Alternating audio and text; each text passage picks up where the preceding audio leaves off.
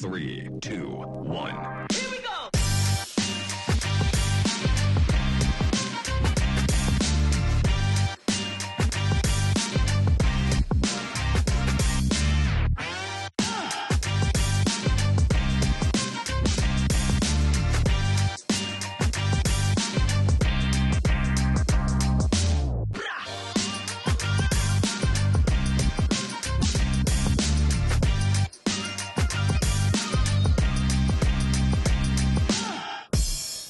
Mesdames, Messieurs, bonjour, Frédéric Dampé toujours pour vous servir cette troisième table ronde de cette première édition cyclo à Clermont-Ferrand, troisième table ronde. On a vu ce matin les eaux pluviales et l'assainissement, les eaux pluviales et le ruissellement. Ensuite, on a balayé un peu tous les sujets sur l'eau lors de la conférence plénière. Institutionnelle, et puis cette troisième sur les eaux de baignade concilier les enjeux économiques et sanitaires. Quand je dis eaux de baignade, ce ne sont pas les plages sur le littoral, on parle bien des eaux de baignade sur les rivières, les cours d'eau, les fleuves, les plans d'eau, les étangs, les lacs, etc. Sujet, si j'ose dire, popularisé par ce qui s'est passé à Paris lors des JO. On avait cru cela impossible, ça l'a été, moyennant 2 ans de travaux qui ont emmerdé le monde et des milliards dépensés. Les eaux de baignade sont devenues un sujet manifestement politique parce que tout le monde en parle et on peut supposer que dès lors qu'une eau a été rendue à nouveau baignable, c'est un barbarisme, c'est qu'on a fait en amont tout ce qu'il fallait faire en matière d'assainissement, d'agriculture, d'aménagement du territoire, d'environnement. On va voir ça tout de suite avec nos invités.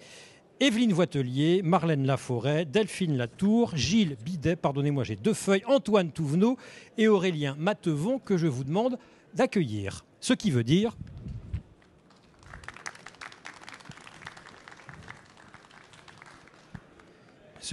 comme dirait Nagui, faites du bruit. Vous n'en avez pas fait assez, vous en ferez tout à l'heure. Vous pouvez recommencer, allez-y. Ce sera très bien pour la vidéo, on est sur YouTube. Voilà. Merci. Evelyne Voitelier, vous êtes la 3e adjointe au maire de Vichy, vice-présidente du conseil départemental de l'Allier, conseillère départementale, référente santé sur le bassin de Vichy. Vous êtes accompagnée de Marlène Laforêt, responsable du pôle études et projets à la régie assainissement de Vichy Communauté. Donc Vichy est arrivé en force, donc Vichy a des choses à nous dire. Il est vrai qu'à Vichy, on se baigne. On verra si vous poussez l'abnégation jusqu'à vous baigner aussi. Delphine Latour, vous êtes professeur des universités à Clermont-Ferrand. Gilles Bidet, où êtes-vous ? Vous êtes là, pardon.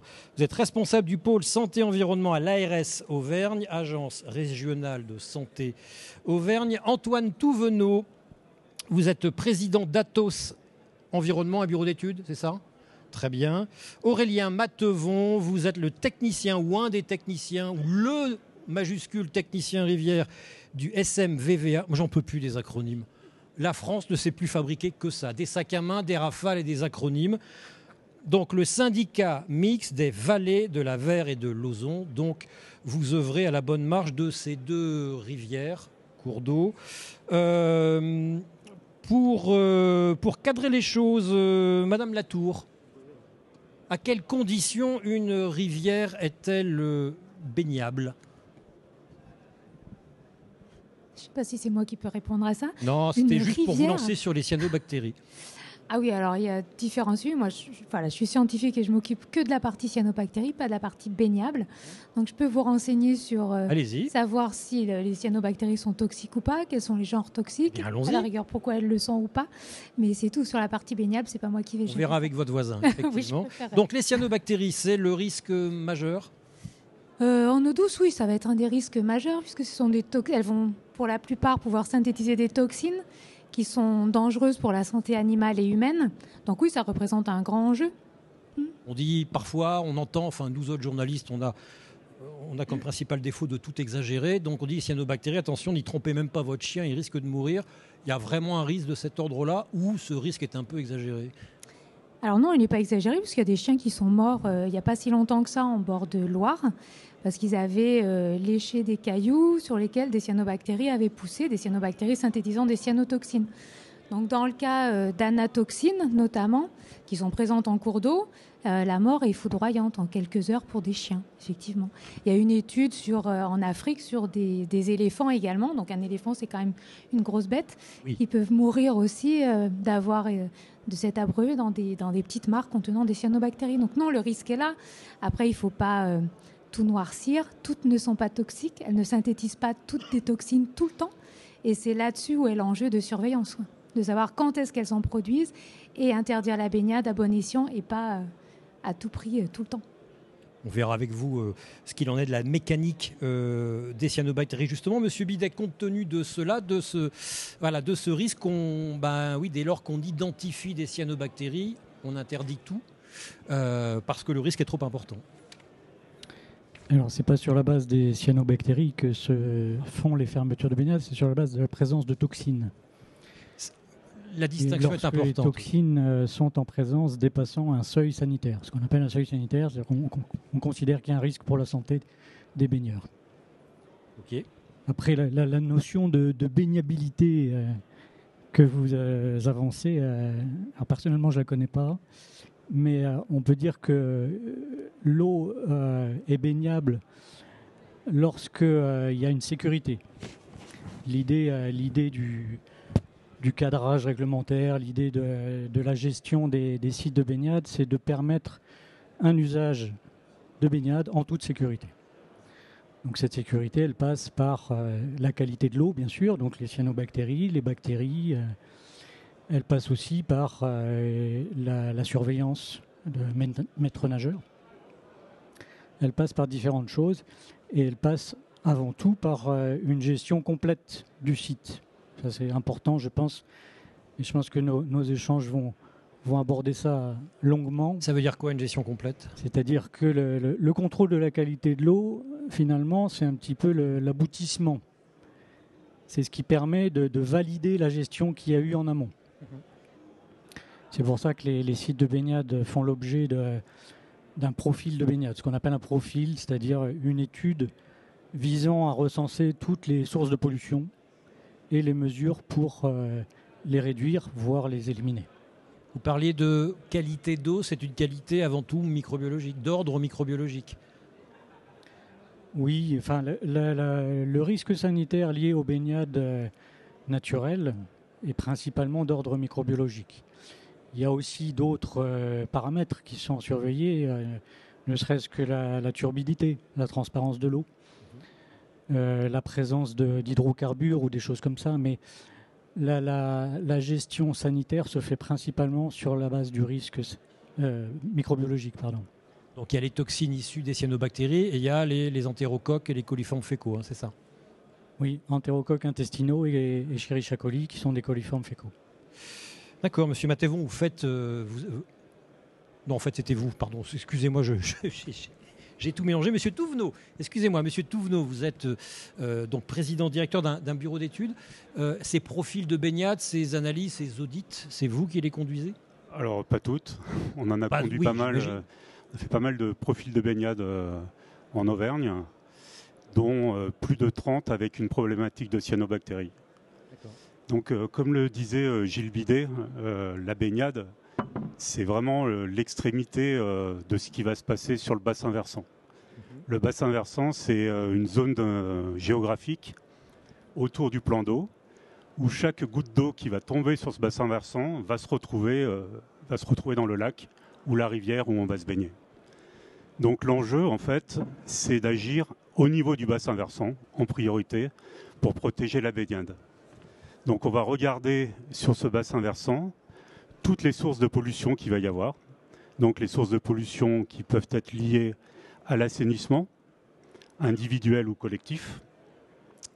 Les sources de pollution qui peuvent provenir de l'agriculture et des sources de pollution qui peuvent être accidentelles, comme il s'est passé à Aida l'année dernière.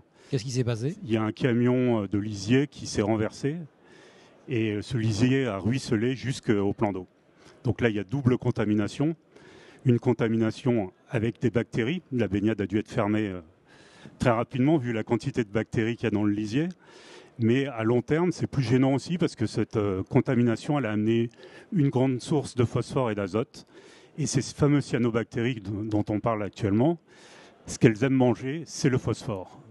Donc en alimentant en phosphore comme ça, c'est surtout ce qu'on ne veut pas. Et c'est ce qui a été fait au niveau de la commune d'Eda.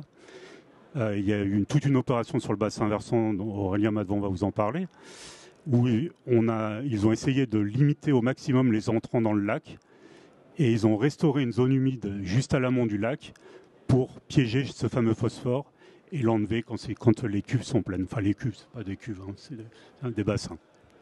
On va y venir, mais je reviens au profil de baignade. C'est difficile à établir, c'est difficile à faire. Alors c'est difficile, ça consiste en quoi concrètement ? C'est un gros travail de terrain.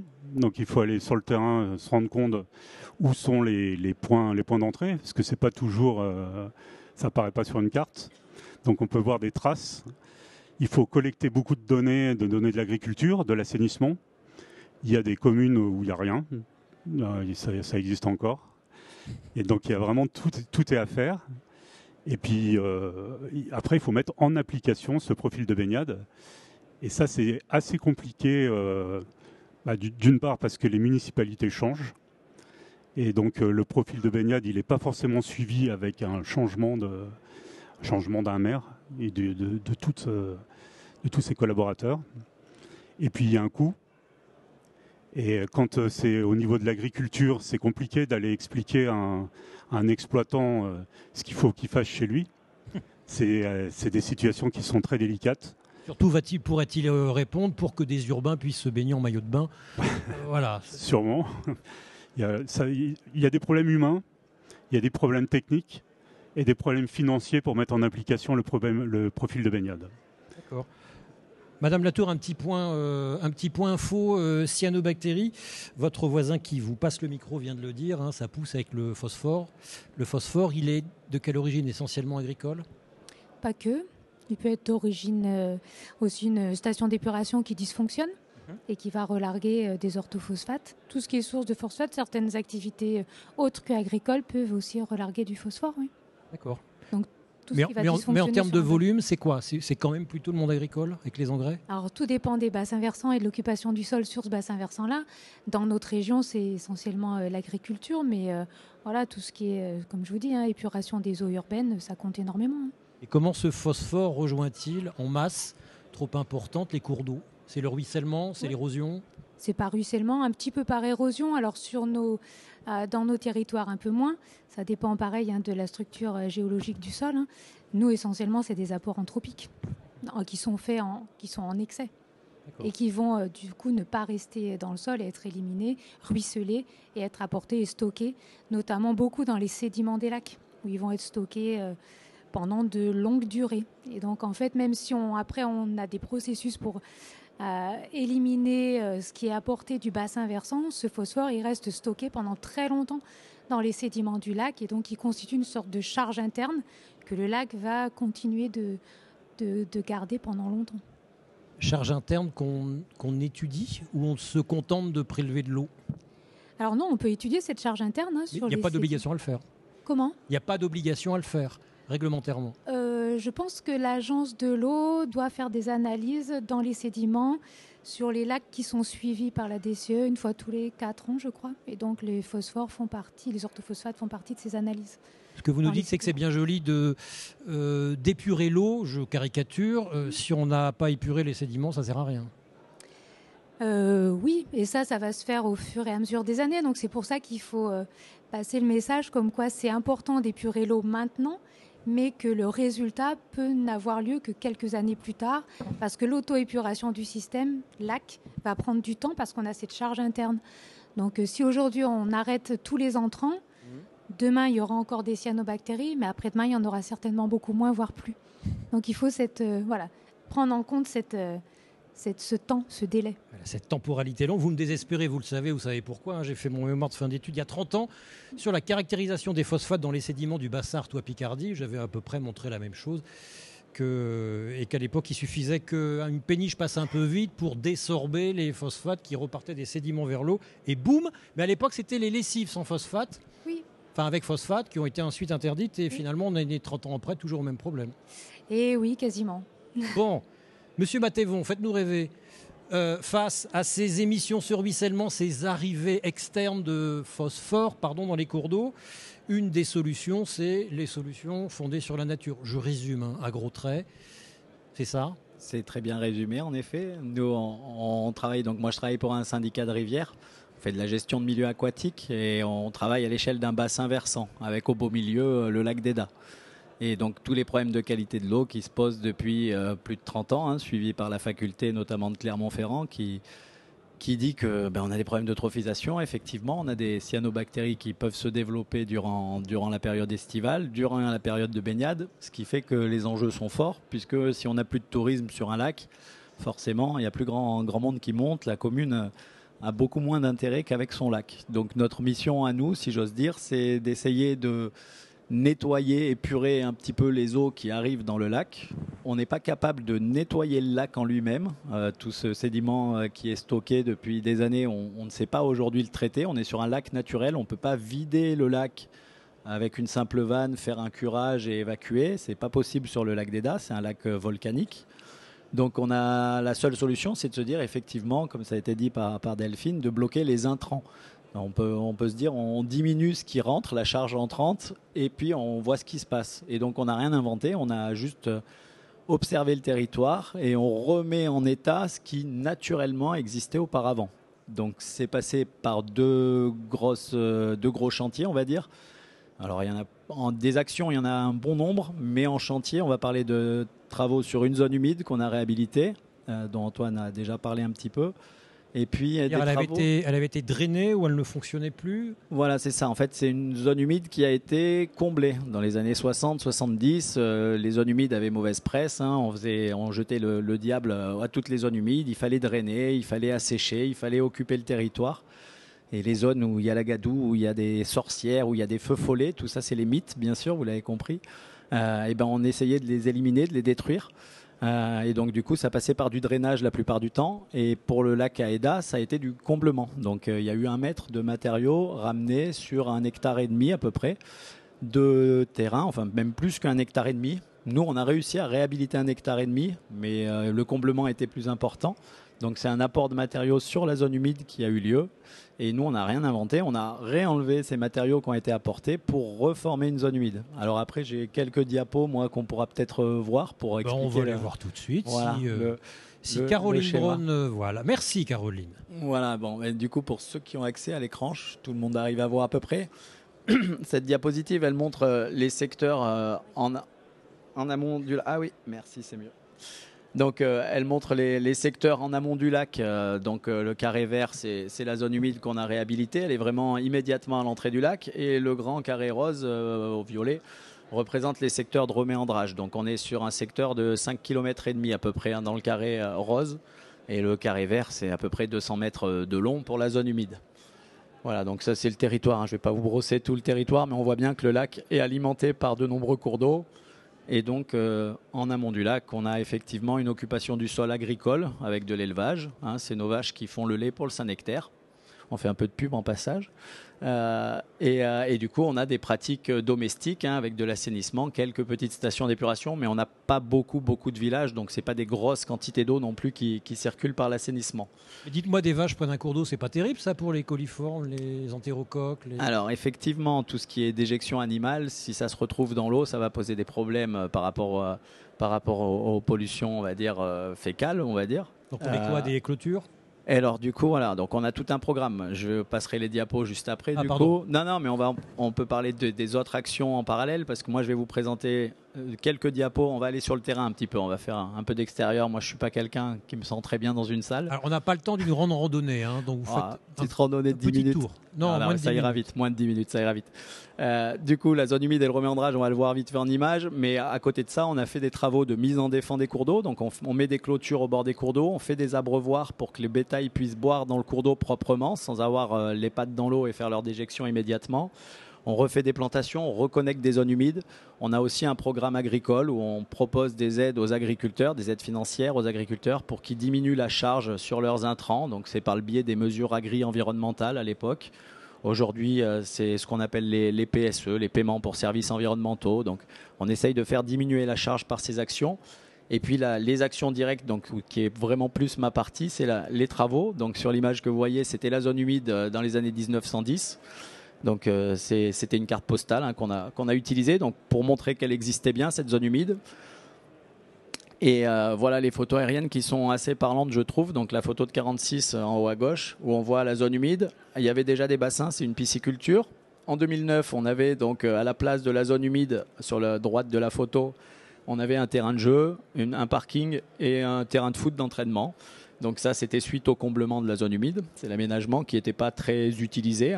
Et en bas, en 2013, on voit la zone humide réhabilitée. Donc les grands traits blancs, on va dire, c'est des pontons de promenade, parce qu'on accueille tout type de biodiversité, même les bipèdes, pour venir découvrir la zone humide et comprendre comment elle fonctionne. Et donc voilà, ça c'est le schéma de principe. Donc elle est constituée de bassins. Les bassins auparavant étaient des bassins de pisciculture. On les a rachetés pour faire des bassins de sédimentation. On va faire très simple, et puis les chercheurs m'en voudront pas non plus. Mais on essaye de piéger le phosphore solide au niveau de nos bassins de sédimentation, puisque le phosphore dans l'eau va se trouver aussi bien en phase solide qu'en phase liquide, dissoute. Donc dans les bassins en tête, on piège le phosphore solide. Derrière l'eau passe par une zone de méandre qui permet d'oxygéner un peu, ça fait des petites cascades. Et puis derrière, on a 1,6 hectare de zone de plantes, la zone humide en tant que telle, avec tout un réseau de mares, tout un réseau de frayères pour les poissons. On a fait pas mal d'aménagements à côté. Mais pour la qualité de l'eau, ce qui est important, c'est cette zone de plantes qui est complètement remplie de plantes hélophytes, donc des plantes qui ont les pieds dans l'eau, et qui se nourrissent de ces fameux NPK qu'on met dans nos plantes vertes à la maison, en quelque sorte. On met du NPK, c'est l'engrais. L'engrais de nos plantes ici, ça va être le phosphore naturel ou anthropique. Et c'est les plantes qui s'occupent de l'éliminer pour pas qu'il atterrisse dans le lac d'Eda. C'est du bassin de lagunage, quoi. C'est tout à fait de principe aussi des stations d'épuration avec des plantes ou autres. Il y a plusieurs techniques qui existent comme ça. On n'a rien inventé, on a juste remis en état la nature, c'est ça. Donc c'est une zone humide qui existait, qui a été détruite et qu'on a remis en place. C'est faire et défaire. On nous dit que c'est toujours travailler, donc voilà, pour faire simple, c'est à peu près le fonctionnement. Donc la zone humide est visitable, bien sûr, par vous-même si vous voulez aller la découvrir. Il y a un petit panneau à l'entrée. Et du coup, je vous disais, on part sur le terrain pour montrer quelques photos du chantier, justement. Donc bon, ça c'est le panneau d'accueil que vous pourrez trouver quand vous irez voir. Là, on comprend simplement sur ces images que la pelleteuse, elle est 1 mètre au-dessus de la zone humide. C'est la part de matériaux qui avait servi au comblement qu'on a enlevé. À gauche, c'est le creusement d'une mare. Donc en bas, bien sûr, vous voyez l'avancée du chantier. On a cherché à se remettre au niveau de l'interface terre-eau pile poil. On ne cherchait pas à agrandir le lac. On est à 837 mètres d'altitude. C'est un lac de moyenne montagne. On ne voulait pas descendre en dessous. Donc on a mis vraiment l'interface terre-eau. Voilà les zones de terrassement, les aménagements bois qui ont pu être faits en parallèle pour que le bipède puisse découvrir la zone humide et comprendre à quoi ça sert. On ne voulait pas que ce marécage, comme il pourrait être jugé de l'extérieur, ne soit pas compris. Donc les gens se promènent à l'intérieur et la plupart des gens le trouvent plutôt sympa. Il y en a qui m'ont dit qu'ils se croyaient en Écosse un jour. On peut philosopher sur tout ça. Voilà la zone humide terminée. Donc là, on est en 2012, puisqu'elle est en place depuis juin 2012. Donc les plantes n'avaient pas eu le temps de pousser. Pour autant, il y a une vraie dynamique derrière qui arrive. Donc on voit les plantes toutes jeunes. C'est des photos de fin 2013, ça du coup. Donc on voit la dynamique qui arrive. Voilà, je vous laisse regarder. C'était un beau temps, un beau soleil. Les promeneurs en bas, sur les pontons. Donc il y a des petites cabanes, des petits observatoires aussi pour accueillir le public, bien sûr. Et puis voilà un peu l'évolution végétative, ça c'est un peu plus pour montrer la dynamique naturelle. Quand on fout la paix à la nature, entre la photo du haut ou la photo du bas, il n'y a pas de trucage. Il y a 2 ans simplement qui se sont passés. Et on a la végétation qui, c'est une photo reconduite, on est vraiment sous le même angle de vue, qui pop comme on dit, qui se développe énormément et qui fait son travail. Et ça prouve bien qu'il y a une vraie charge aussi pour la nourrir. Donc voilà le même genre de photo avec la dynamique de la végétation. Là on est même sur une échelle de temps moins longue encore. Et voilà la photo d'avant, donc le fameux terrain de foot d'entraînement tout au fond, en haut, avec le parking et la zone de jeu. La zone humide réhabilitée avant que ça pousse. Et la zone humide déjà en novembre, quelques mois après la réception de chantier. Vous voyez déjà la végétation avait pris le dessus en 2 mois à peine. On dit souvent que la nature a horreur du vide, mais là l'expression est bien tenue, avec une dynamique de la végétation. Et puis ça, c'est quand je m'amuse avec mon hélicoptère. Non, c'est des photos aériennes qui permettent de donner une dimension à la zone humide. Un demi-hectare de bassin, 5000 m² à peu près. Un hectare et demi de zone de plantes. Pour donner l'échelle, voilà ce que ça peut donner en l'air. Dans l'autre sens. Donc on voit bien que le lac est aussi lié à la zone humide. Donc l'eau du lac rentre un peu dans la zone humide aussi si on le veut. Hein. Mais de là à aller absorber les phosphores qui sont piégés à 15 mètres de profondeur, on n'ira pas jusqu'à là. Mais il peut y avoir un effet sur le lac en lui-même. Il y a un suivi scientifique ? Alors du coup, il y a eu tout un suivi scientifique, bien sûr, pendant quelques années sur le complexe zone humide, on va dire, avec des points en entrée, des points en milieu, des points en sortie. C'est difficile de montrer ce que la nature est capable de faire sur 200 mètres de long. Autant dans une station d'épuration, vous allez avoir un point d'analyse en entrée, un point en sortie. Entre-temps, on va rajouter du chlorure ferrique, on va faire tourner de l'oxygène, on va faire tourner des machines. On peut avoir des résultats prégnants et parlants. Sur un milieu naturel, c'est beaucoup plus compliqué puisqu'on va faire un premier prélèvement en rivière. C'est la rivière qu'on analyse. Ensuite, en eau stagnante, ça va être la zone humide. Puis derrière, encore en eau stagnante, mais dans un lac. Les paramètres ne sont pas tout à fait les mêmes. C'est très difficile à faire parler. Donc, on ne voit pas un vrai abattement. Par contre, on a un vrai résultat. On n'a plus de fermeture de baignade sur le lac depuis 2012, on va dire. On a vraiment une amélioration de la qualité aussi visuelle. On a de la biodiversité qui a complètement explosé, donc ça fait partie aussi des enjeux de cette zone humide. Donc voilà, donc on a suivi la qualité de l'eau, on suit la qualité du sédiment, puisque nos bassins, vous l'avez compris, servent à piéger de la matière solide. Donc tous les 5 ans, on entretient les bassins. Alors j'ai fait une moyenne en disant 5 ans, là on va être sur 6 ans. La période de 2019 nous avait décalé d'1 an. Donc voilà, on est en gros tous les 5-6 ans, on va faire un curage. On estime qu'on évacue à peu près 2000 m3 de matériaux. Et vous les mettez où ? En épandage agricole, on fait les shadocks, on les remet en haut pour les reprendre en bas. Oui, non, je plaisante. On les remet sur en dehors de notre bassin versant, justement, pas à proximité des cours d'eau. Mais on cure donc 2000 m3 à peu près de matériaux qu'on estime avec une charge de 1,5 tonne de phosphore, qui eux ne vont pas du coup finir dans le lac. Et donc on fait un plan d'épandage agricole en amont, en remettant dans les parcelles agricoles, mais en s'interdisant bien sûr les parcelles à proximité des cours d'eau, en respectant les conditions météorologiques d'épandage. Vous avez pas réglé le problème finalement, vous l'avez donné à quelqu'un d'autre. En fait, le phosphore après il est dans les prairies et c'est l'herbe qui finit par l'utiliser. Du coup, donc c'est de l'engrais pour la plante et ça marche très bien. Il revient pas au lac évidemment. C'était une blague le coup des shadocks. Mais on nous le dit souvent, c'est pour ça que j'en blague aujourd'hui. Je me dis non, on n'est pas aussi bête de le réinjecter en amont pour le récupérer. Ça nous amuse pas trop à chaque fois d'avoir une petite facture de 100 000 € pour le curage et l'entretien. Ah oui, quand même. Ah ben oui, quand même, ouais. Et ça, l'ensemble des travaux, je ne vous oublie pas, mesdames de Vichy, l'ensemble des travaux aura coûté combien ? Alors, pour la zone humide en elle-même, on est sur environ 1 300 000 € de travaux. C'est sur 10 ans que je parle. C'est un projet qui avait été mis sur le papier en 2005, qui a été abouti en 2012. Donc il a fallu pas mal de temps, pas mal d'énergie, il y a eu des procédures, il y a eu pas mal de choses. On estime à peu près 1 300 000 € pour la zone humide et à peu près 100 000 € à chaque curage. Donc voilà, c'est quand même un budget. Pour autant, il faut bien prendre en compte l'objectif, c'est d'essayer de sauver ce lac naturel de baignade touristique avec plus de 2000 serviettes sur la plage tous les jours l'été, avec tout autant de personnes qui fait le tour du lac. Donc il y a un vrai enjeu et c'est vrai que ça rapporte beaucoup de monde touristiquement, c'est impressionnant. Et il n'y a pas beaucoup de points de baignade non plus dans le secteur, dans le département, surveillés, officiels, actualisés. Donc voilà, c'est un point qui est important pour tout le monde et pour les communes aux alentours en tout cas. Pas tant que ça, il y en a 28 je crois de points de baignade, monsieur Bidet, c'est ça ? Il y en a, ouais. Oui, 28 déclarés. Déclarés.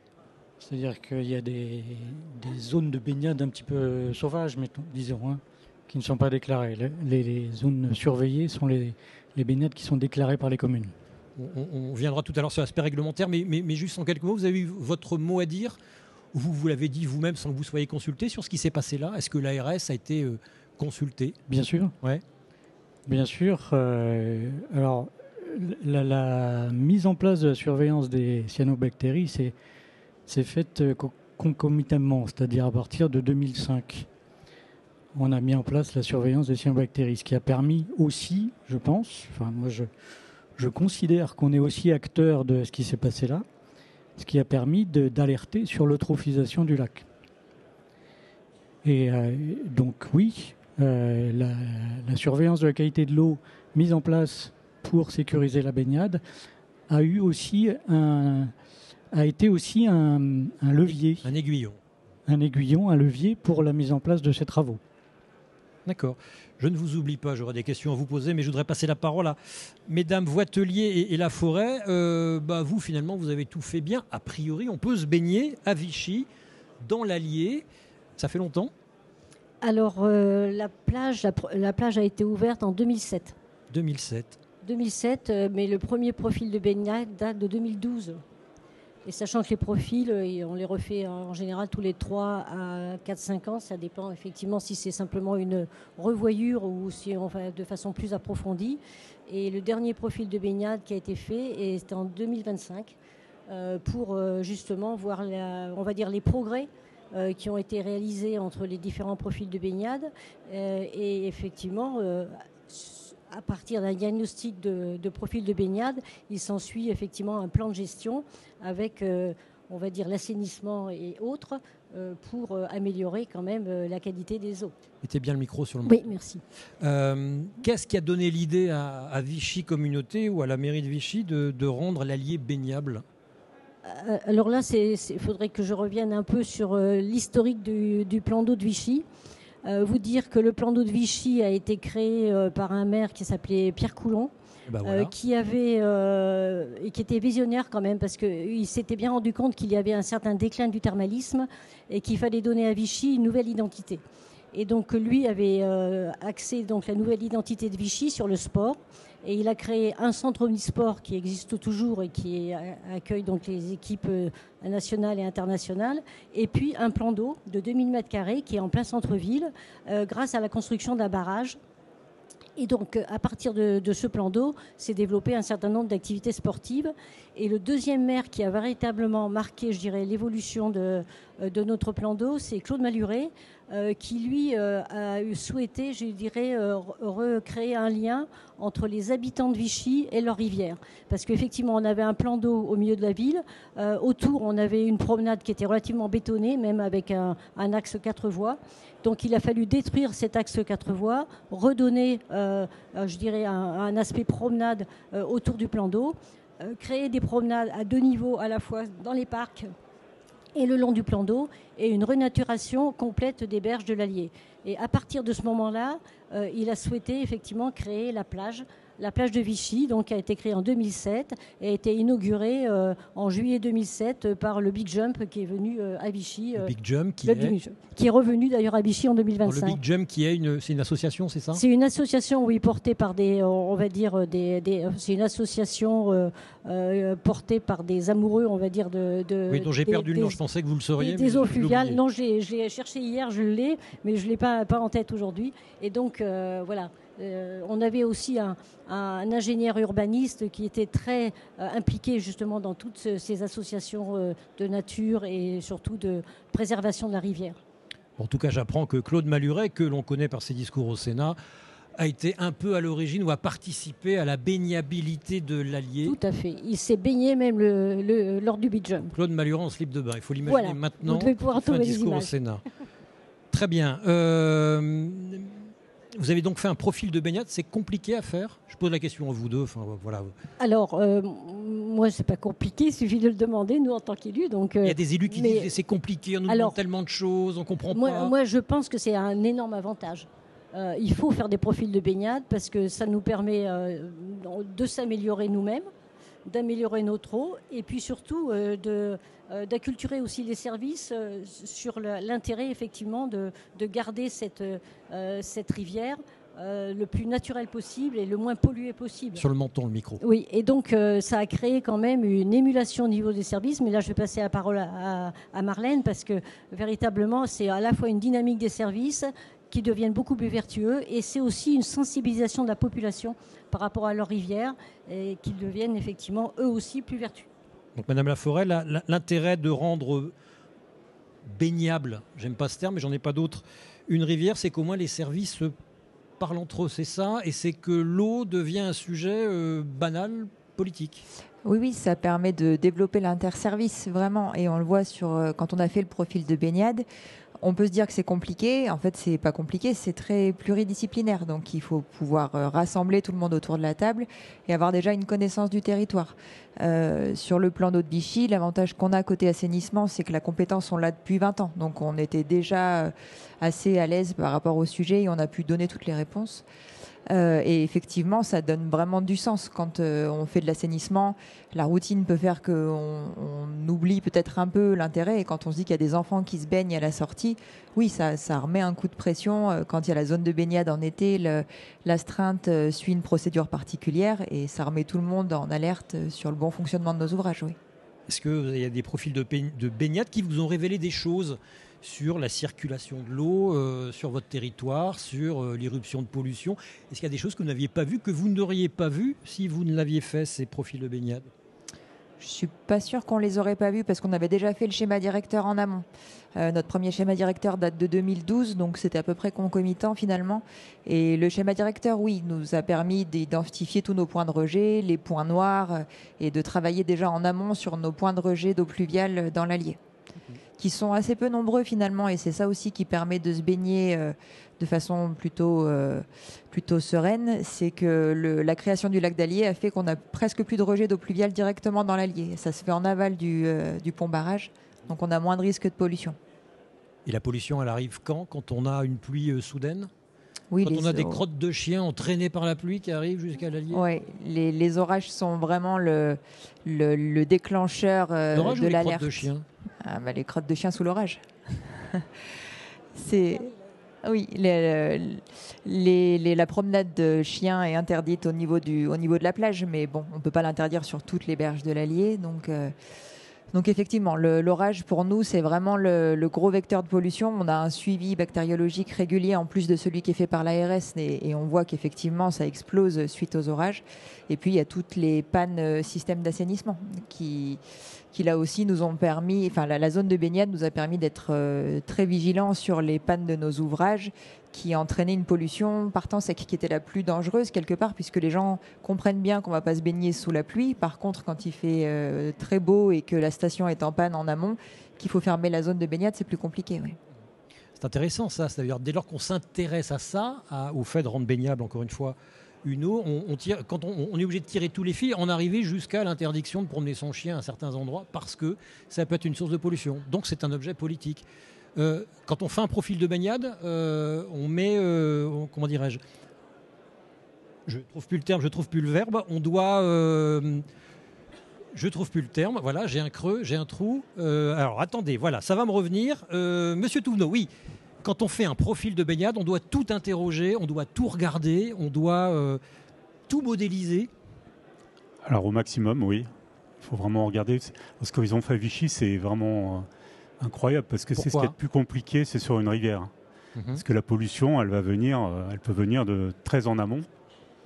Et donc on ne pourra pas, d'une autre commune, donc on ne pourra pas obliger certaines communes à mener des travaux. Et des fois, il y a des mésententes entre communes. Enfin, ça peut être compliqué. Et puis, il y a beaucoup de points d'entrée. Alors, comme vous le disiez, les pluviaux passent plutôt à l'aval du barrage. Mais lorsque vous avez sur un parking un petit caniveau avec une entrée d'égout, quand vous versez votre seau, là, si vous avez lavé quelque chose, ça va directement dans le plan d'eau, en fait. C'est pour ça que souvent, quand on est au bord de la mer, on voit sur ces entrées d'égout, ici commence la mer. Parce que tout ce que vous allez jeter va aller à la mer. Mais c'est exactement pareil chez nous, en Auvergne. Quand vous balancez dans une bouche d'égout, ça va descendre dans l'Allier. Et ça ne va pas forcément passer par la station d'épuration. Donc il y a au-delà du profil de baignade, il y a des échanges à avoir, des affichages à faire pour expliquer. Parce que souvent, ce n'est pas des algues malveillants, c'est un manque de connaissances. Et oui, c'est très compliqué donc, pour la baignade de Vichy. Parce que dès qu'il va y avoir une crue, effectivement, les bactéries vont se fixer sur ces particules qui vont être en suspension et la baignade risque d'être mauvaise. Mais le profil de baignade, lui, il va recenser les pollutions, mais il va permettre de faire des recommandations. Et c'est ça qui est important. Alors ça, vous avez le bassin versant, donc ce qu'on disait tout à l'heure, hein, donc avec les différentes activités au niveau du bassin versant, le bétail, l'agriculture, l'assainissement. Donc quand il va pleuvoir beaucoup, il va y avoir des points qu'on peut appeler des hotspots. C'est des points très sensibles où l'eau va ruisseler dans une zone où potentiellement il y aura des polluants. Et ces polluants vont se retrouver dans la baignade. Donc on va faire des préconisations dans ce profil, quand c'est possible, de dire il a plu tant de millimètres, il faut mieux fermer la baignade préventivement que la laisser ouverte et prendre le risque d'avoir des baigneurs dedans. Parce que les bactéries qui vont être dispersées, ces bactéries fécales qui vont être dispersées dans le plan d'eau, elles vont être éliminées finalement assez rapidement avec les UV. S'il fait beau après cette pluie, en 2 jours, il est très probable que la qualité de l'eau soit améliorée. Si vous laissez la baignade ouverte, qu'il y a un contrôle de l'ARS à ce moment-là, la baignade va fermer parce qu'il y aura des bactéries fécales dedans. Il va falloir faire pousser ces bactéries sur un milieu dans un laboratoire, ce qui va prendre plusieurs jours. Il va falloir refaire un contrôle et la baignade pourra être fermée, je ne sais pas, 1 semaine, à peu près, hein, je pense, même plus. Prenez le micro, monsieur Bidet. Mais bon, c'est mieux de la fermer préventivement que d'attendre un contrôle. Puis il n'y a pas forcément un contrôle de l'ARS programmé sur ce moment-là. Donc les baigneurs pourront se baigner dans une eau qui est impropre. Sans le savoir. Sans le savoir, ouais. Monsieur Bidet. Oui, je veux juste compléter. C'est 48 heures là, 48. Le délai pour une analyse bactério. Mais c'est intéressant. L'expérience de Vichy est super intéressante à ce point de vue aussi, parce qu'ils font des analyses bactériologiques en plus, donc en autosurveillance. Ils font 2 à 3 analyses par semaine, je crois. Alors, on fait des analyses tous les jours. Quand la plage est ouverte, on fait des analyses tous les jours sur les colis et 1 fois par semaine sur les entérocoques. En sachant que on connaît effectivement nos analyses depuis 2016, a priori. Enfin, on les a d'ailleurs en stock depuis 2016. Et ça a permis de connaître notre dynamique de rivière, en fait. Et comme vous le disiez tout à l'heure, on est quand même extrêmement tributaire des orages, de la pluviométrie. Si bien que maintenant, dès l'instant où on sait, par exemple, qu'il pleut même 50 km en amont, on sait que de toute façon, notre rivière risque d'être polluée le lendemain. Donc en prévention, même avant d'avoir fait les analyses, on met le drapeau qui convient, c'est-à-dire qu'on interdit la baignade. Ça, c'est du doigt mouillé, c'est de l'intuition, ou il y a des modèles qui existent? Ce sont les modèles qui ont, quand vous avez des données depuis 2016, on sait, on va dire par habitude, à peu près les résultats que l'on va avoir en termes de bactériaux. Donc je pense que moi, en tant qu'élu, et élu santé en plus, je préfère être dans la prévention et d'interdire plutôt que d'ouvrir et de me retrouver à interdire secondairement. Donc on est toujours plutôt dans la prévention et donc dans le drapeau rouge de façon en fonction de la météo. Et du fait, nous, on a été obligés un petit peu aussi de connaître un peu mieux notre cinétique de rivière et notre dynamique et nos résultats bactériaux, parce que autour de notre plan d'eau et donc sur cette plage, on a beaucoup d'activités nautiques et on a aussi beaucoup d'épreuves qui viennent se dérouler à Vichy. Quand vous avez les triathlons, les Ironman et ainsi de suite, vous devez pouvoir assurer aux compétiteurs une eau de qualité et savoir effectivement leur répondre si la baignade est plutôt interdite ou pas interdite. Donc pour nous, c'était essentiel d'avoir ces données et d'avoir ces facteurs prédictifs pour nos compétiteurs en tout cas.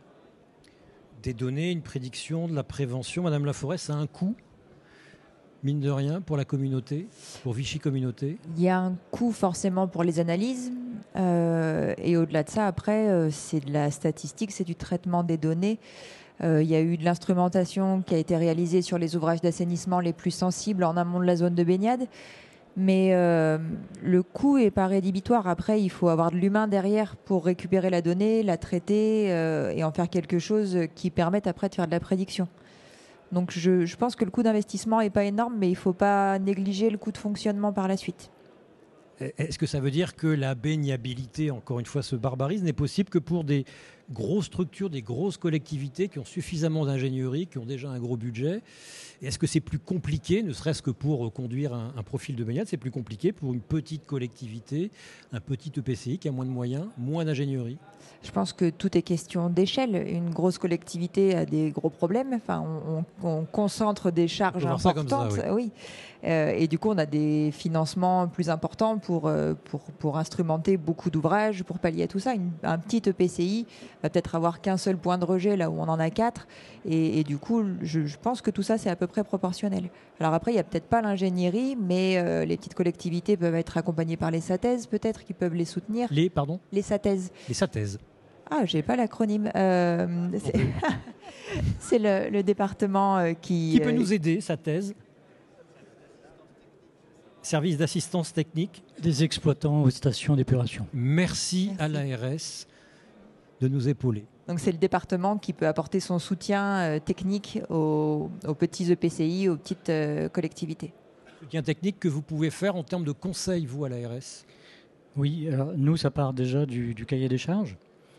On propose le cahier des charges qui a été élaboré avec les agences de l'eau, entre ARS et agences de l'eau, parce que les agences de l'eau financent une partie, peuvent apporter une subvention sur la réalisation des profils et sur la réalisation des travaux aussi, les travaux d'assainissement qui peuvent être intégrés dans les profils.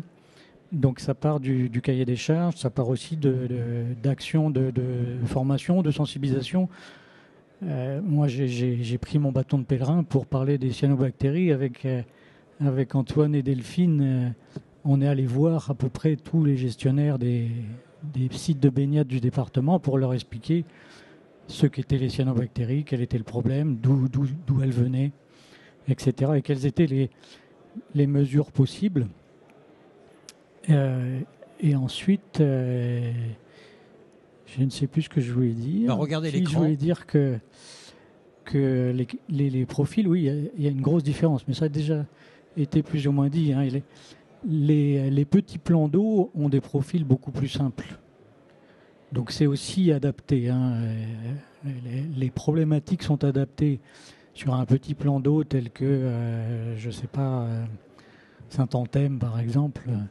On a beaucoup moins de sources de pollution que sur Vichy avec une baignade en rivière. Donc le profil de baignade est moins complexe à faire, donc moins coûteux, voilà, plus accessible. D'accord. Mais la clé reste quand même le suivi du cahier des charges et le budget alloué. Parce que ce n'est pas le tout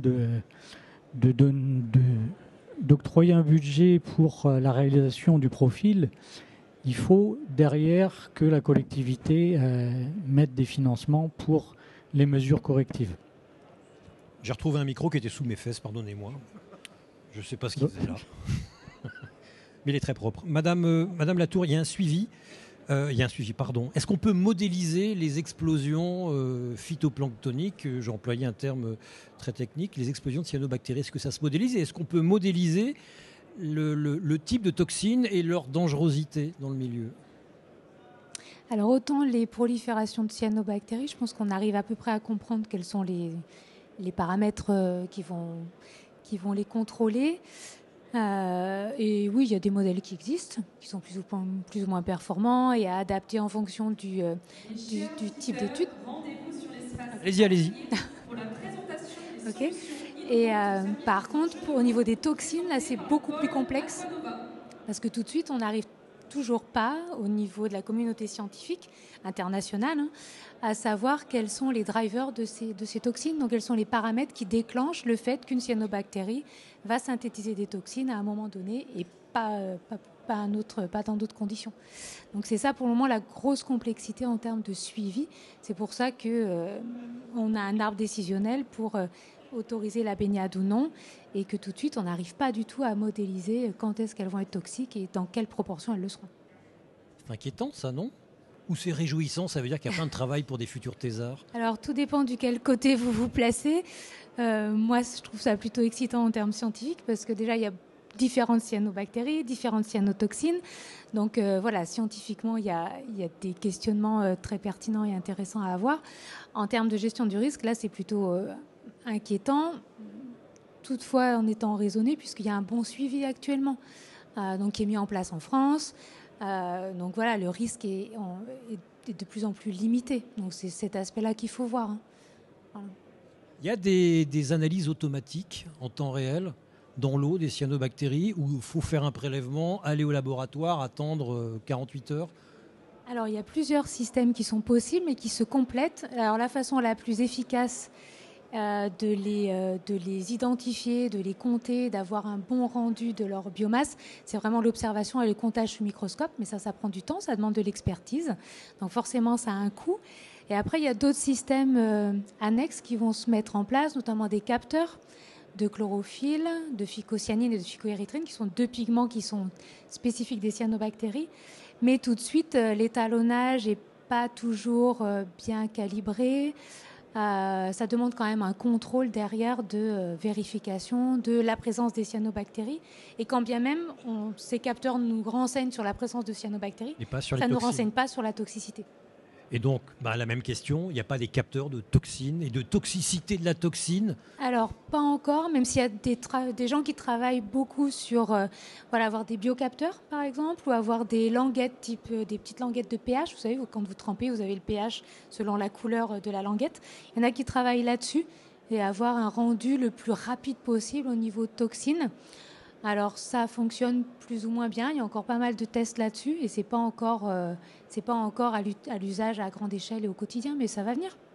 J'ai vu ça au Lac Léman qui est géré internationalement. Au Lac Léman, il y a plein de chercheurs, plein de vos collègues qui travaillent dessus et ils se basent notamment, 1, sur le satellite, y compris sur votre sujet, et 2, sur de la science dite participative où chaque personne possédant un bateau ou même allant se promener sur une planche, peut faire une photo via une application smartphone et le smartphone identifie en fonction de la couleur la probabilité qu'il y ait telle explosion d'algues.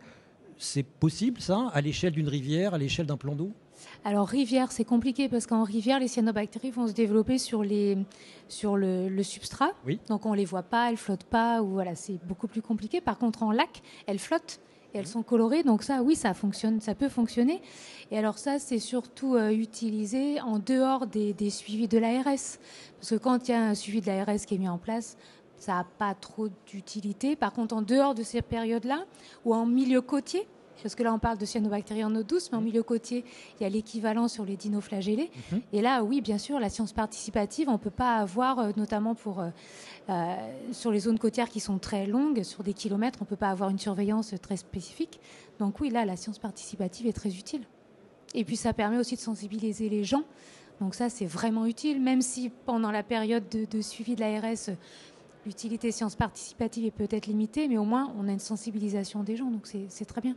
Mesdames Laforêt, Voitelier, vous utilisez la science participative, vous demandez aux baigneurs, à vos administrés de participer, à la bonne connaissance de la qualité de l'eau? Alors non, pas encore, mais ça pourrait se faire. Nous, on se base sur nos moniteurs de plage et nos gestionnaires de plage qui, tous les matins, font le tour de la plage, l'aspect de la plage. Ce que je voulais dire tout à l'heure, je voulais rajouter qu'effectivement, et M. Bidet en a parlé un peu, quand on fait un profil de baignade, il faut vraiment aussi élargir effectivement par rapport à la rivière Allier et voir l'environnement.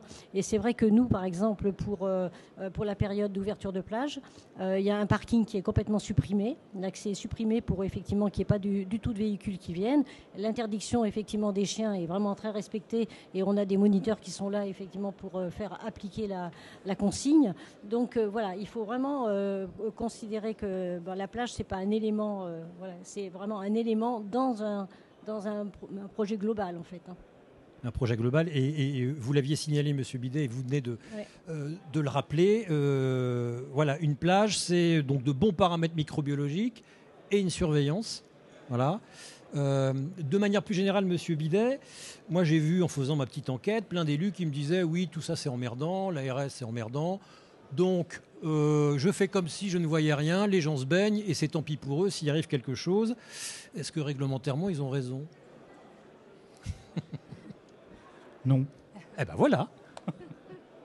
Même si la plage, ils ne l'ont pas autorisée, dès lors que des gens se baignent, s'il leur arrive quelque chose, c'est l'élu qui est responsable. Ah non, pardon, j'avais pas bien compris la question. L'élu est responsable. Je dirais la seule chose qui peut le dédouaner de sa responsabilité, c'est de bien indiquer aux usagers que la baignade est interdite et pour quelles raisons. Ah, faut les deux, interdit, oui. Et pour quelles raisons? Il faut quand même qu'elle soit interdite pour... Enfin, il faut que le risque soit expliqué. Parce que ça pourrait... Après, il n'y a pas beaucoup de jurisprudence là-dessus. J'ai retrouvé, en préparant, une jurisprudence, c'est un surfeur qui s'est fait attaquer par un requin. Donc à sur La Réunion, l'Allier, ça risque pas, mais on ne sait jamais. Donc, à Eda, il n'y a pas encore de requin. Mais, ou dans l'Allier, pardon, puisque Eda est déclaré et autorisé. Mais il y a eu une plainte contre le maire et qui a été déboutée parce que le maire avait bien expliqué que la baignade se faisait au risque et péril de la personne. Il faut que ce soit bien mentionné clairement. Bien mentionné et que le risque requin était identifié dans ce cas-là. En principe, il l'est effectivement sur les plages en question sur l'île de la Réunion. En tout état de cause, je promets à mes administrés, à mes électeurs, ou non d'ailleurs, que le cours d'eau, que le plan d'eau sera baignable. Ça implique quoi concrètement? Donc ça implique 1, de faire un profil de baignade, 2, de déclarer auprès de la préfecture, 3, de procéder à des analyses, et 4, d'avoir un moniteur de plongée. C'est la Réunion qui est dans ma tête. Un maître nageur sauveteur ou au moins un surveillant de baignade, c'est ça? Oui. Oui, et puis le profil, comme je disais, c'est des actions. C'est des mesures de protection, c'est des mesures pour limiter les pollutions, donc des travaux sur les systèmes d'assainissement, des travaux pour limiter la présence d'animaux à la proximité directe, pour limiter les effluents d'élevage. Enfin, c'est tout un système de plan de sécurisation de l'eau.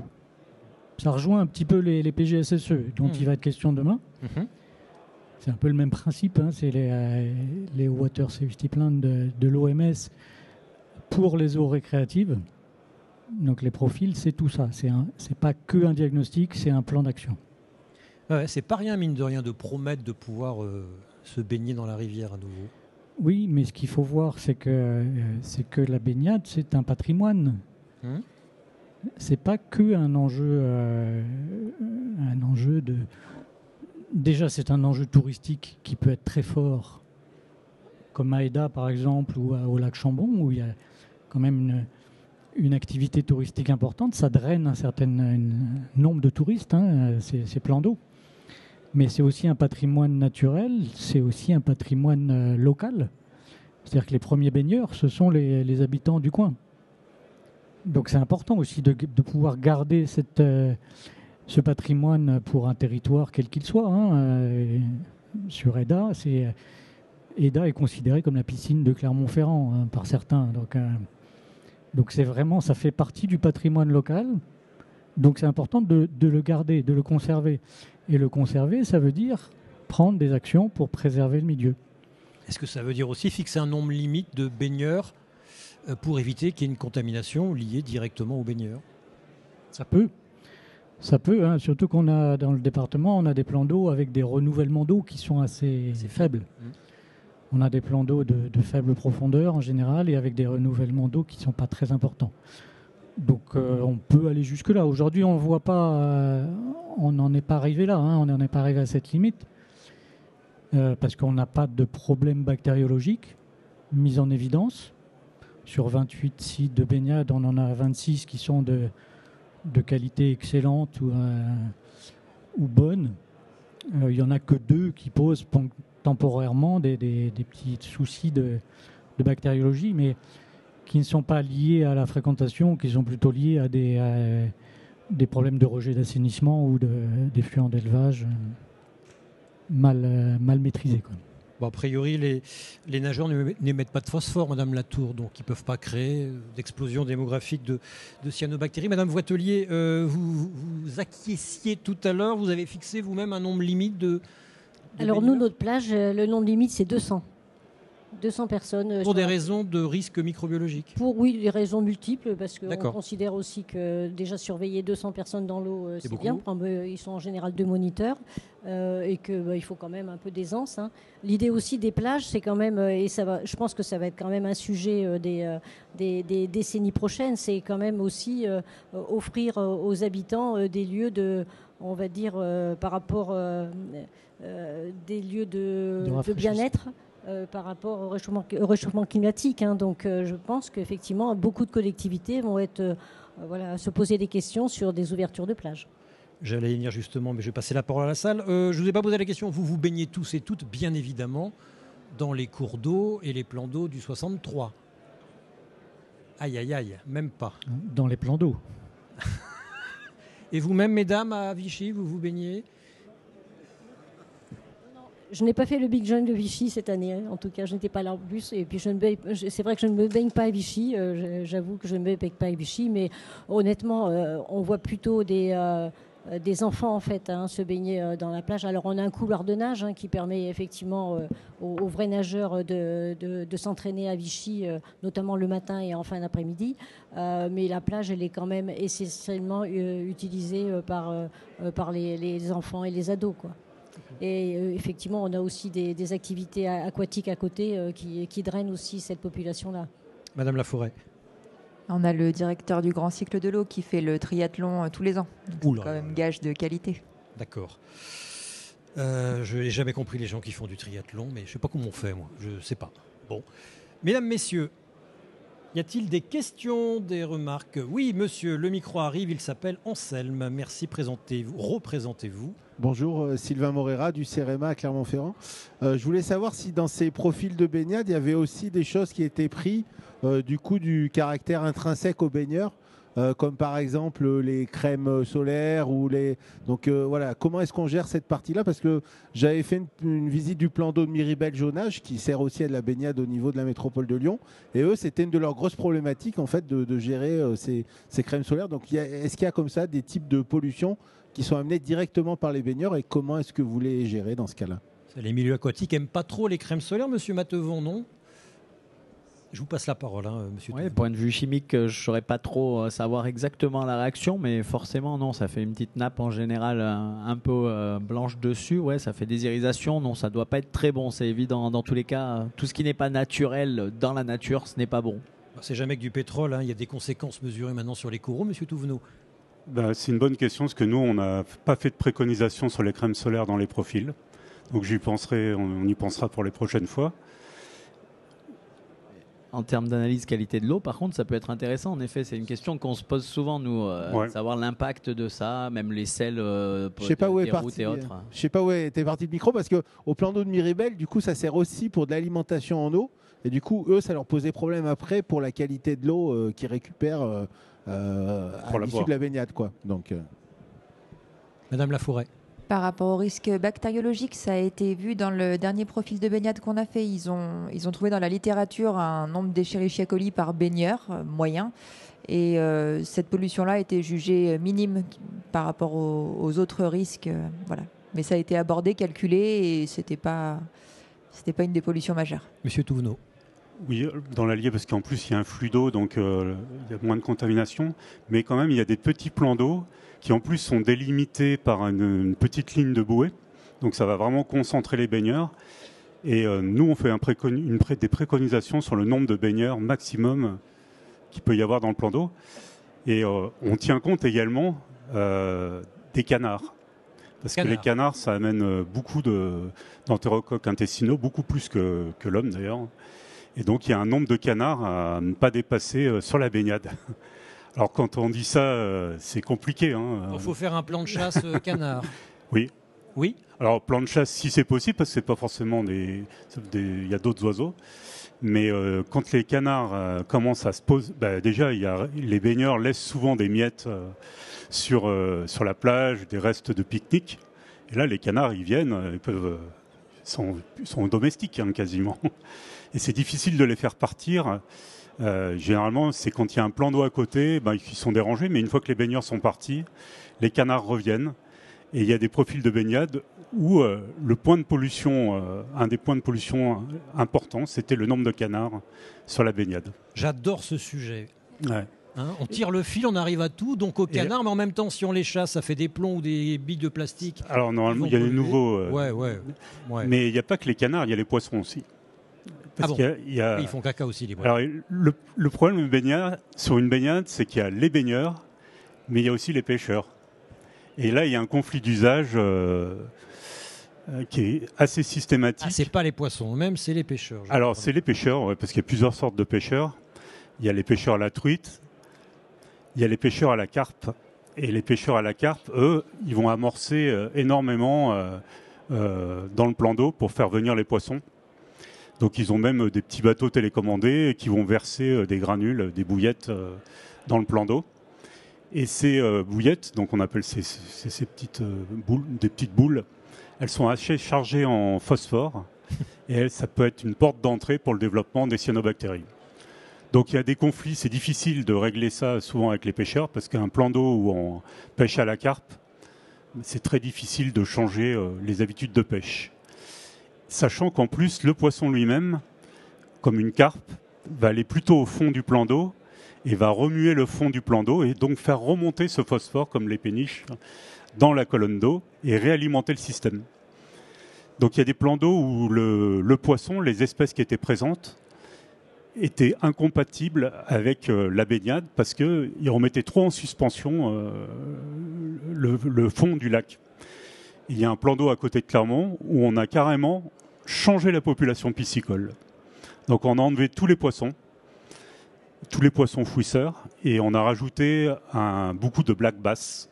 C'est un poisson qui est carnivore et qui est intéressant à pêcher et qui a donc fait améliorer la qualité de l'eau, s'est bien améliorée. Et en plus, il y a eu un deuxième effet, c'est que ces black bass, ils vont consommer les poissons-chats. Et il y avait énormément de poissons-chats dans ce plan d'eau et ils ont complètement disparu. Donc vous voyez, le profil de baignade, c'est le baigneur, c'est la source de pollution, mais c'est aussi les usages, c'est aussi la faune aquatique, la faune aviaire. C'est pour ça que c'est complexe, il faut tout prendre en considération. C'est passionnant.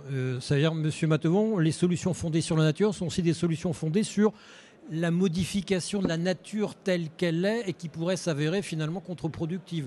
Là, on vire une certaine diversité de poissons, on la remplace par d'autres. On flingue les canards pour permettre aux gens de se baigner. Ça, c'est des discussions en effet qui ont aussi lieu à EDA. En effet, faire partir les canards, les cormorans. Enfin, il y a tout un débat autour de tout ça. C'est des milieux naturels. Quand l'homme joue à l'apprenti sorcier dans la nature, c'est jamais très bon. Donc, en effet, remplacer des poissons par un autre, pourquoi pas, hein. Ça, c'est sur un plan d'eau où ça a été validé par la Fédération de pêche aussi. Il y a des choses qui ont été faites. Il est certain que les poissons fouisseurs qui sont au fond et qui remuent les matières posées, qui sont très chargées en phosphore, sont problématiques, on le sait.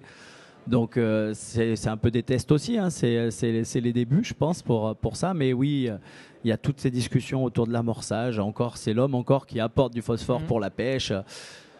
Chasser les canards, ça va être compliqué. À EDA, il y a des plans de chasse qui avaient été étudiés. Moi, je leur disais, oui, ça va être compliqué de mettre un filet de 60 hectares au-dessus du lac pour éviter qu'ils reviennent. Sinon, il faut des gardes en permanence. Après, nous, ce qu'on fait en termes de sensibilisation, d'éducation, on va dire un peu à l'environnement. Moi, j'essaye de dire aux gens d'arrêter de nourrir les canards. Ils se croient au Jardin Lecoq à Clermont ou ailleurs. Hein. On vient nourrir les canards, c'est très mauvais pour leur santé. Hein. C'est rempli de sel, ça les fait gonfler, ça ne va pas leur rendre service, au contraire. Donc moi, ça, je le dis à tous les gens que je vois.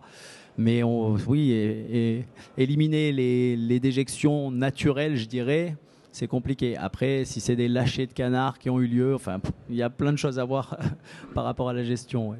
Monsieur Touvenot. Toucher aux poissons, c'est un sujet très très sensible. Hein. Ah bon? Ah oui, c'est des menaces de mort. Hein.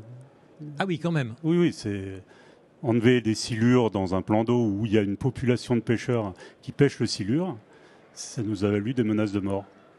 Bon. Donc, je pensais qu'il y avait que en plus par un joueur de la SM. Sensible, mais non. D'accord, ok. Madame Latour, il y a des thèses en cours sur, en tout cas, il y a des bons sujets de thèse là. Le rapport bouillette, phosphore, cyanobactéries et carpe et poissons fouisseurs, c'est infini.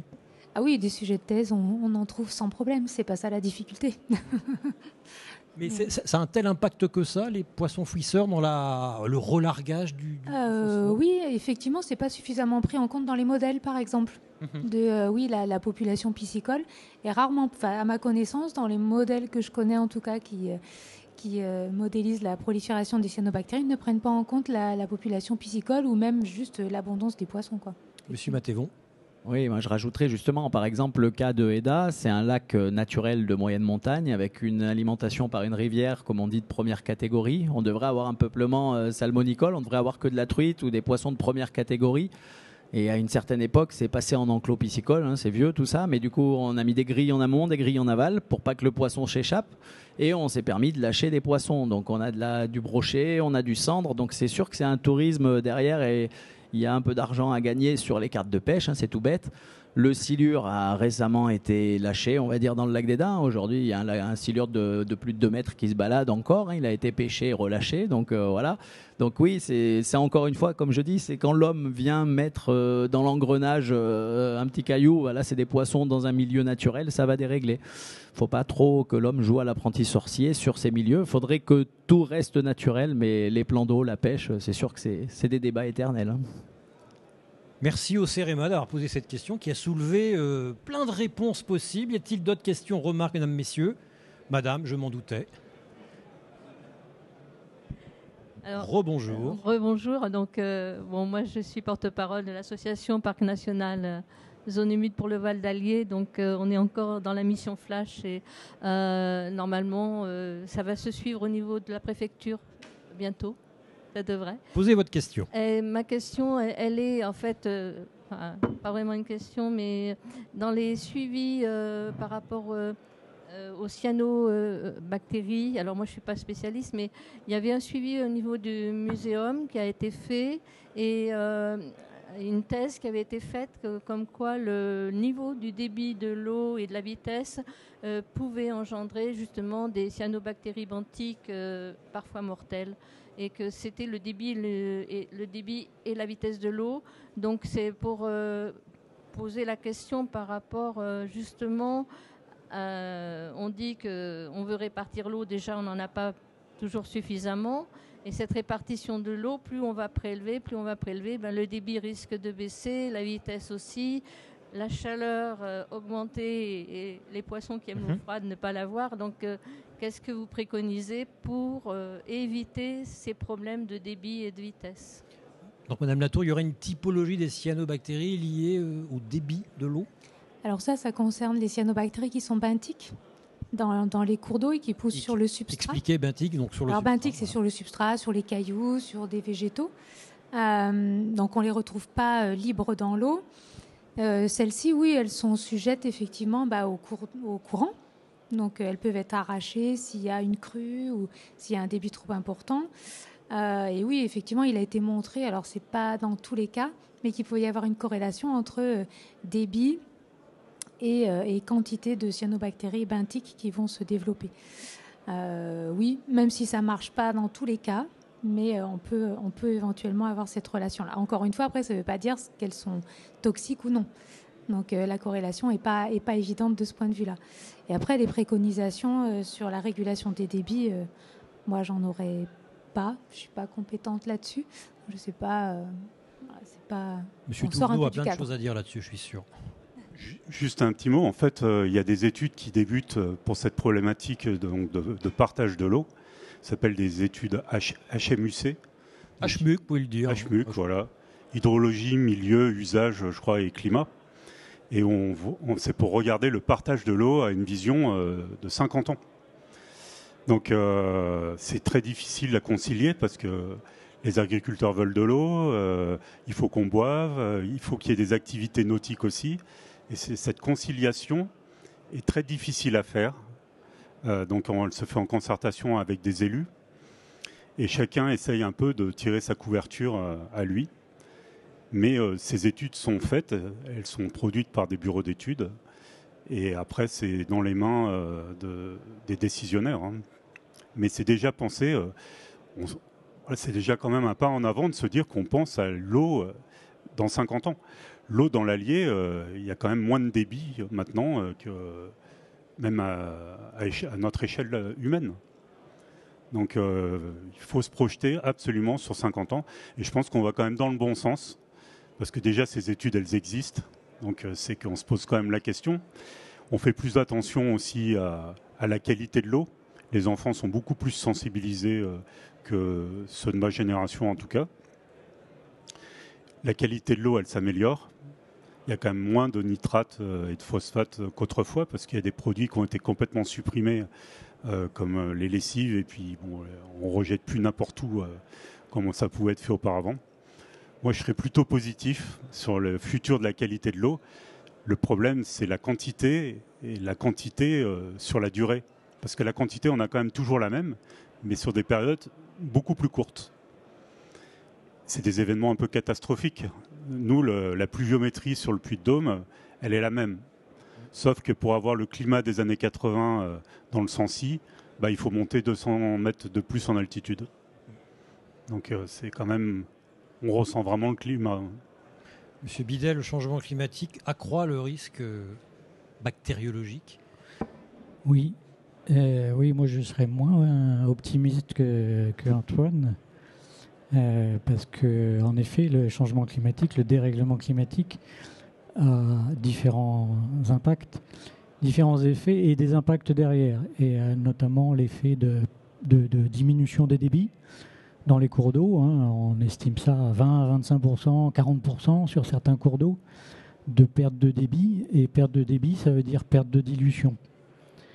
Donc si on ne réduit pas en parallèle les polluants qui arrivent dans le milieu, on va avoir une concentration plus élevée.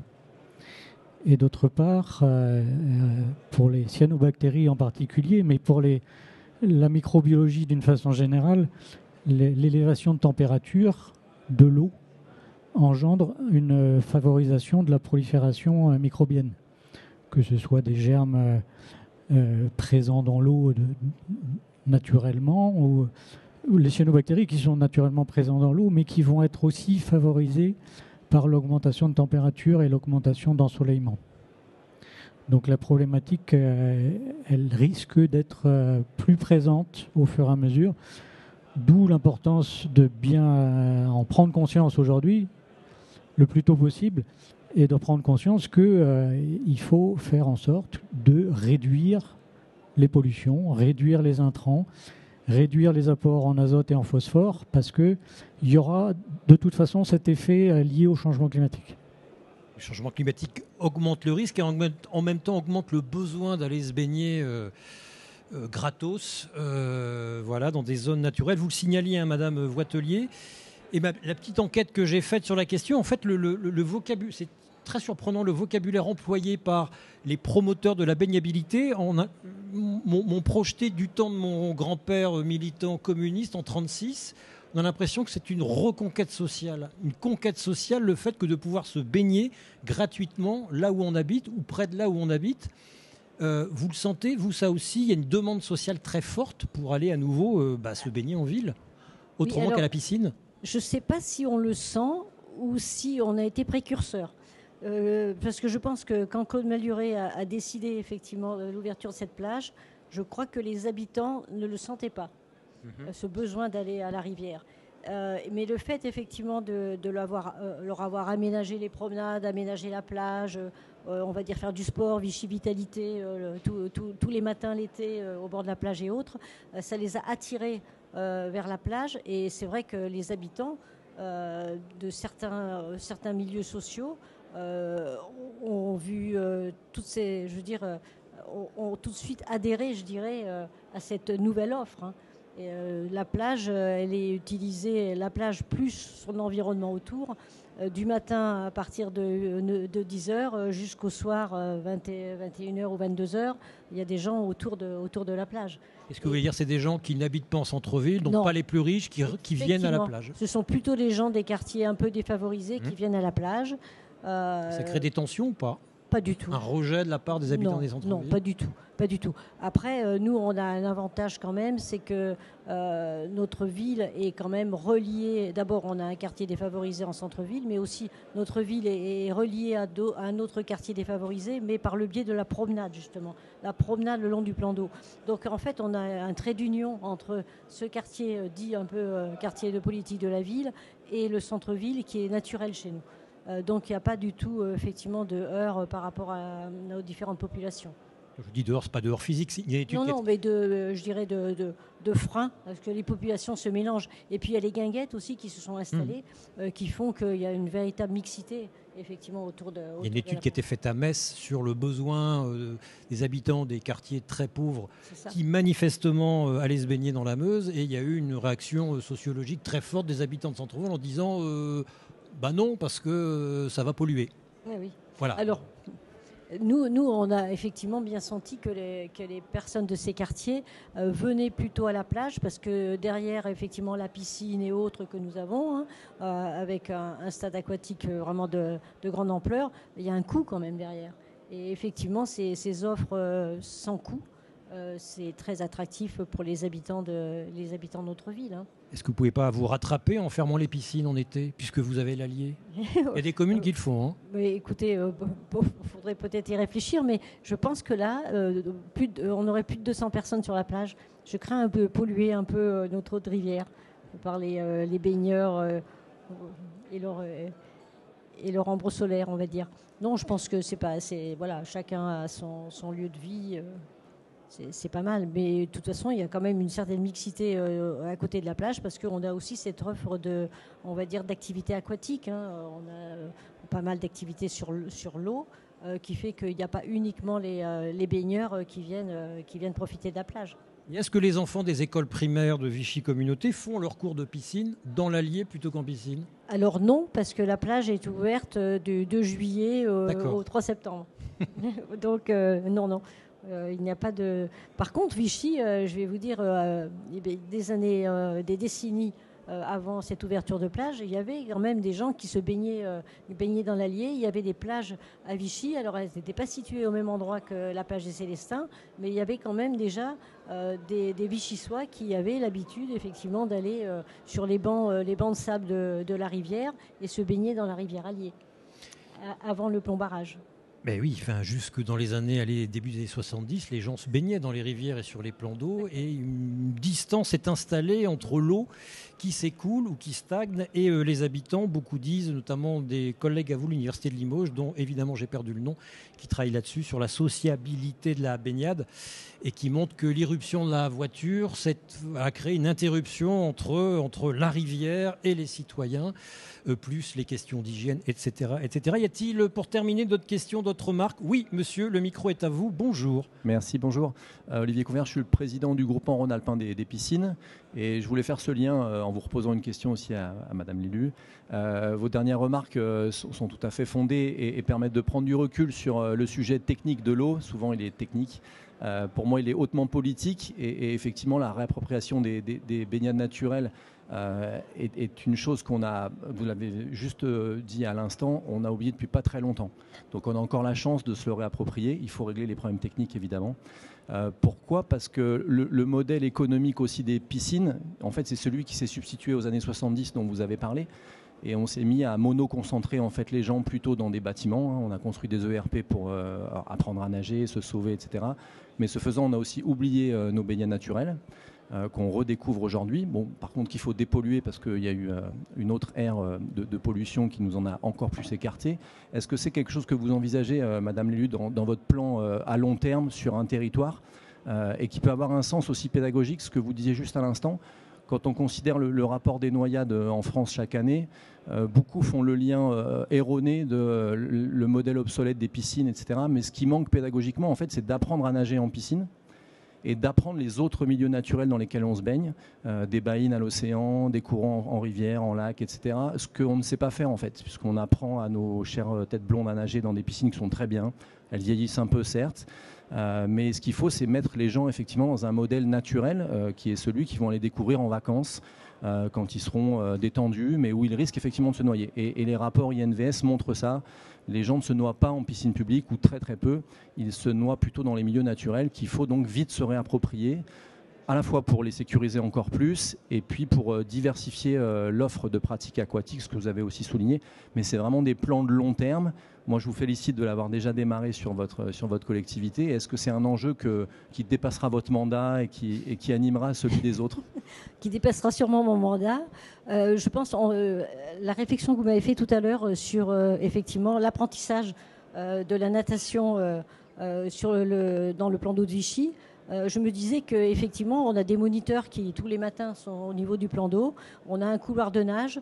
Pourquoi pas, effectivement, offrir des cours de natation sur notre plan d'eau, parce que ça rejoint ce que vous avez dit sur, effectivement, cette connaissance de la nage en rivière et puis cette appropriation, effectivement, de la rivière auprès des habitants. Et je pense que c'est une bonne idée.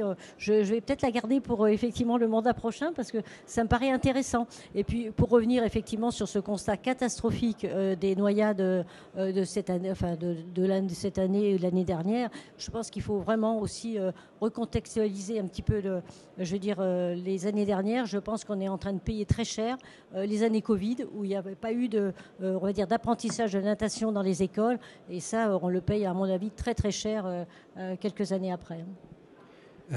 Puis de toute façon, Madame Laforêt, vous serez là. La continuité du service public, c'est vous.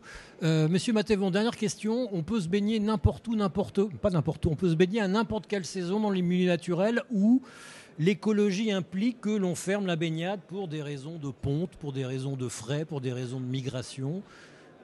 Non, à ma connaissance, non. La baignade, souvent, c'est l'été, bien sûr. La baignade autorisée, c'est une baignade surveillée. Donc, en fait, les collectivités qui autorisent la baignade ont des MNS et font des contrats pour des maîtres nageurs sauveteurs sur une durée déterminée. Certes, mais pour des questions de préservation d'une espèce ou d'un biotope, on ne peut pas interdire la baignade? Alors, ça pourrait être le cas. Alors, si, ça me fait penser un peu au lac Servières chez nous, par exemple, où c'est un lac naturel qui, aujourd'hui, est géré et qui appartient au conseil départemental du Puy-de-Dôme. Auparavant, il y avait une baignade sauvage, on va dire. Les gens se baignaient sans maître nageur sauveteur, donc c'était pas vraiment autorisé. Et pour la protection des espèces, la littorelle lacustre et d'autres petites plantes, effectivement, la baignade a été interdite. Mais c'est aussi parce qu'il n'y a pas de baignade surveillée. Une baignade légale, c'est une baignade surveillée avec une analyse qualité de l'eau et un maître nageur sauveteur. Après, sinon, c'est les règles appliquées à la pêche, je dirais.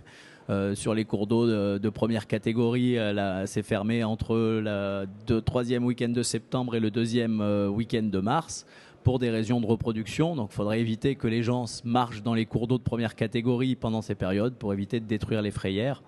Après, au-delà de ça, non, c'est plutôt la période estivale qui est visée pour ces raisons. Il faut que ce soit surveillé et sous analyse qualité de l'eau. C'est interdit aussi légalement de se baigner dans l'Allier n'importe où, sauf à Vichy par exemple, parce qu'il y a une baignade surveillée. Sinon, la baignade est très réglementée, très cadrée, puisque s'il y a un noyé sur une commune sans baignade, sans surveillance, les élus peuvent être responsables. Eh bien voilà, merci beaucoup mesdames, messieurs, merci à vous d'avoir été aussi attentifs. Vous pouvez rester là si vous voulez à 16h, dernier débat de la journée sur le prix de l'eau va-t-il augmenter? La réponse est dans la question.